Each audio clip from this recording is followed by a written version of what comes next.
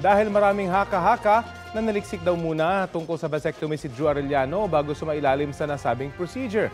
Ang pamahalaan matagal na raw itong isinusulong bilang isang paraan ng family planning. Narito po ang aking report. Happy vasectomy. Katatapos lang magpa-vasectomy ni Drew Arellano sa ospital sa post na ito ng asawa niyang si Chika Minute host Iya Villania na nang i-share ng GMA Integrated News ay umani lang libu-libong likes. Ang vasectomy ay isang minor surgical procedure at uri ng male birth control kung saan puputulin ang daluyan ng sperm para hindi na lumabas sa katawan ng lalaki. Sa caption ng hiwalay na post ni Drew, sinabi niyang advanced Mother's Day gift niya kay Iya ang procedure na umani ng respeto hindi lang ng mga kaibigan kundi ng publiko at maging ng Commission on Population and Development. We're super impressed with what Drew did, no? Kasi nga 0.1% of males in the Philippines undergo vasectomy. So it's telling yung data natin pa lang.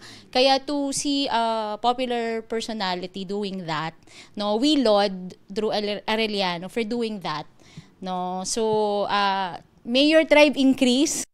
Matagal na rin pinopromote ng pamahalaan ng vasectomy bilang isang paraan ng family planning.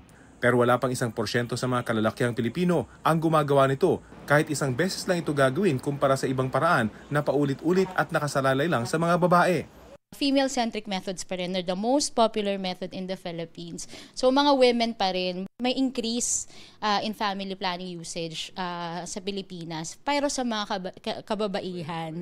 Si Drew nagulat sa naging reaksyon ng mga tao sa kanyang pagpapavasectomy na noong nakarang taon sana niya ito gagawin. Hindi lang natuloy, kaya nagkaroon ng panglima. So, nalaman ko na lang din na may mga kaibigan ako nag-vasectomy after I did it because nga they reached out. Parang, oh, welcome to the V Club.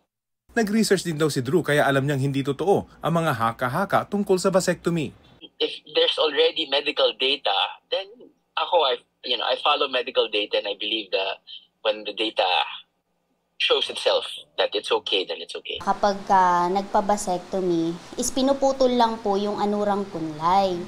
Kung baga, hindi naman po yan, hindi po siya nakakaapekto doon sa gana sa sex. Yung fear nila, kaya ayaw nila. So, hindi po totoo yun. Dito sa Quezon City, 242 lamang ang kalalakihang sumailalim sa vasectomy ngayong taon kumpara sa 26,648 na kababaihang nagpa-bilateral tubal ligation ngayong taon. Sana raw matanggal na ang stigma ng family planning, nakasalalay lang sa mga kababaihan. Rafi Tima nagbabalita para sa GMA Integrated News.